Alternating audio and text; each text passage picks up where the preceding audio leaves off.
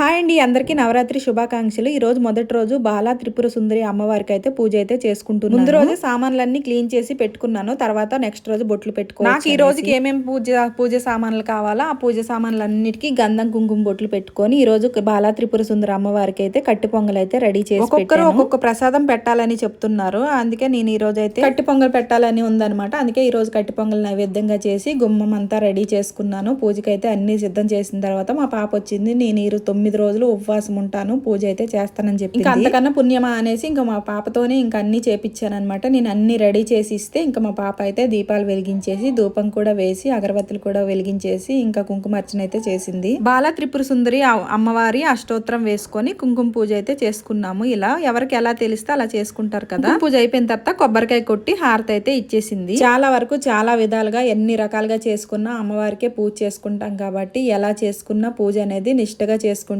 చాలా మంచి. ఈ సంవత్సరం వచ్చేసి నేను మా చిన్న పాప వచ్చేసి ఇంకా 9 రోజులు ఉపవాసం అయితే ఉంటాము. పొద్దంతా ఏమి తినము, వాటర్ అయితే తాగుతాము. వాటర్ తాగకపోతే మరీ ఉండలేం కాబట్టి వాటర్ అయితే తీసుకుంటాము. ఏమి తినమనమాట. నవిలే వస్తువులు అనేది తీసుకోకుండా ఈ 9 రోజులు ఉండి ఇంక సాయంత్రం పూజ అయిన తర్వాత నైవేద్యం పెడతాం కదా, అది ఏదైనా నైవేద్యం అయితే తీసుకుంటాము. సో పూజ అయిపోయిన తర్వాత నేను కూడా చక్కగా పూజ చేసుకున్న తర్వాత కిందికి వచ్చి వినాయకుడి దగ్గర కూడా ప్రసాదం పెట్టేసి అగరబత్తులు వెలిగించి హారతి అయితే ఇచ్చేసాను.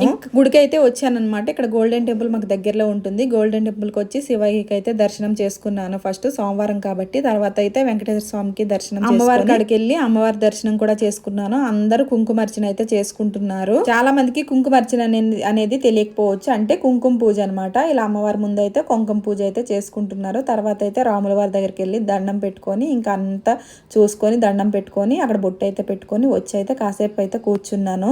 చాలా వరకు మనసు బాగాలేకపోతే గుడిలో కూర్చొని పూజ అయితే చేసుకుంటారు. కాసేపు గుడిలో కూర్చుంటే కొంచెం మనశ్శాంతిగా ఉంటుంది కదా, అలానే నేను కూడా కూర్చున్నాను. ఇంకా కూర్చున్న తర్వాత అయితే ప్రసాదం ఇచ్చారనమాట. కానీ నేను ప్రసాదం అయితే ఇంకా ఏం తినను కాబట్టి కొంచెం ప్రసాదం ఇచ్చిన ప్రసాదం వద్దనకూడదు కాబట్టి ప్రసాదం తీసుకొని మా వాచ్మెన్ అమ్మకి ఇచ్చేసి చిన్న పాపకి స్కూల్ టైం అవుతుంది అనేసి ఇంటికైతే వెళ్ళిపోయాను.